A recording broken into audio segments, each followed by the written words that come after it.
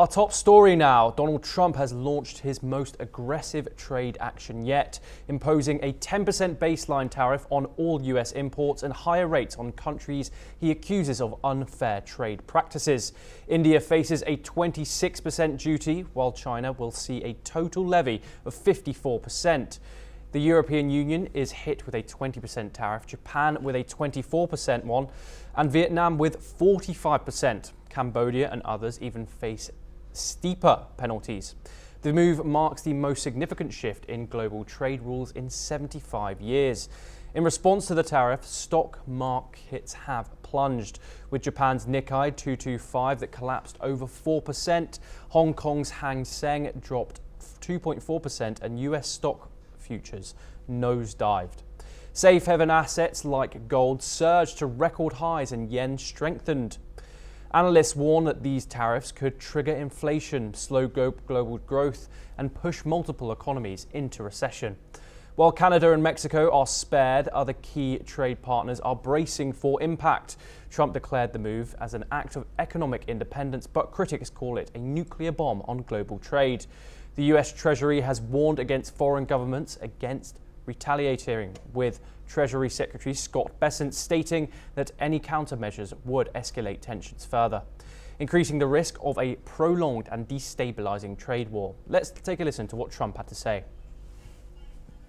We will charge them approximately half of what they are and have been charging us. So the tariffs will be not a full reciprocal. I could have done that, yes, but it would have been tough for a lot of countries who didn't want to do that. I'd like to see the... if you look at Switzerland, 61% to 31%. Indonesia, Malaysia, Cambodia. Oh, look at Cambodia, 97%. We're going to bring it down to 49%. They made a fortune with the United States of America. United Kingdom, 10%, and we'll go 10%. So we'll do the same thing. South Africa, 60%, 30%. President Trump's new tariffs faced widespread criticism from US business groups, warning of negative impacts on jobs, costs, and the economy. While some supported the move to protect domestic manufacturers, the broader consensus raised concerns about inflation and retaliatory measures. Meanwhile, the German Automotive Industry Association criticized Trump's new tariffs, warning they would harm US consumers, companies, and the global car industry. It called on the EU to respond forcefully while remaining open to negotiations.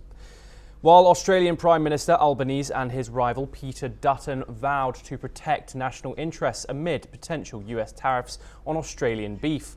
While rejecting retaliatory tariffs, Australia focuses on expanding exports to Southeast Asia and India, despite US criticism of its tech laws and beef ban. Here is what he said. This is why our government will not be seeking to impose reciprocal tariffs. We will not join a race to the bottom that leads to higher prices and slower growth. We will stand up for Australia. We will continue to make the strongest case for these unjustified tariffs to be removed from our exporters. Our existing free trade agreement with the United States contains dispute resolution mechanisms.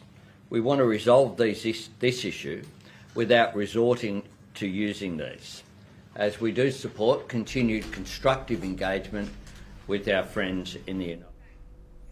Colombian Foreign Minister Laura Sarabia stated that Colombia remains competitive in the US market despite Trump's 10% tariff.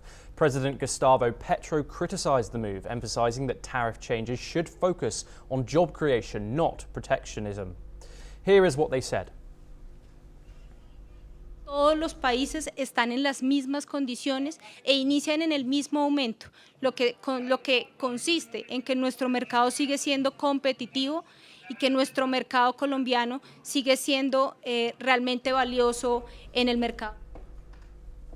La noticia en general es mala porque pues estamos restringiendo el comercio, estamos poniéndole barreras al comercio y eso no resulta bueno. Yo creo que el comercio libre, el comercio abierto, sin restricciones, beneficia a todos. Pero que se haya impuesto un arancel base del 10% a todos los países nos deja en igualdad de condiciones. y de pronto aquellos países que tienen aranceles más altos quedan en desventaja frente a los que tienen la base. European politicians and a German industry group criticise US tariffs announced by the US president, calling for a measured response. The UK hopes its economic deal with the US will reduce the impact of the 10% tariff. The EU, facing a 20% tariff, aims for a proportional response to protect its business and its citizens. Here's what Ursula von der Leyen, European Commission President. Trump's announcement of universal tariffs on the whole world, including the European Union, is a major blow to the world economy. I deeply regret this choice. Let's be clear-eyed about the immense consequences. The global economy will massively suffer. Uncertainty will spiral and trigger the rise of further protectionism. The consequences will be dire for millions of people around the globe, also for the most vulnerable countries, which are now subject to some of the highest. Brazil is evaluating potential responses to the US's 10% tariffs, including using the word World Trade Organization for defense. Congress approved a bill outlining a framework for trade retaliation, which requires presidential ramification. Brazil remains open to dialogue, disputing US claims of reciprocal tariffs, citing ongoing trade surpluses with the US. Canadian Prime Minister Mark Carney vowed to fight against US tariffs, warning they would disrupt global trade. While Canada was not directly targeted by the latest tariffs, existing US levies on steel, aluminium and potentially the auto sector remain in place. Carney pledged countermeasures to protect Canadian workers, emphasising the need for unity and forceful action. Beijing strongly opposed the new US tariffs, pledging countermeasures to protect its interests. China argued that the tariffs violate international trade rules and harm global economic development. It called for the US to cancel the tariffs and resolve trade differences through dialogue, warning that trade wars have no winners. Japan's trade minister expressed strong regret over the US new tariffs, 24% on Japanese imports, urging Washington not to apply them. He warned that the tariffs would negatively affect the US economy by hindering Japanese investment. Japan also raised concerns that the tariffs violate WTO rules and the US-Japan trade agreement. Here's what Yoshimasa Hayashi, Japanese Chief Cabinet Secretary, had to say. 今般の発表を受け、改めて米国政府に対し、今般の措置が極めて遺憾である旨伝えるとともに、措置の見直しを強く申し入れたところでございます。今般の措置をはじめ、米国政府による広範な貿易制限措置は、日米両国の経済関係、ひいては世界経済や多角的貿易体制全体等に大きな影響を及ぼしかねないと考えます。Thailand's Prime Minister said the country has a strong plan to manage the 36% US tariffs and hopes to negotiate a reduction. The government aims to mitigate the impact of the new levies on its economy.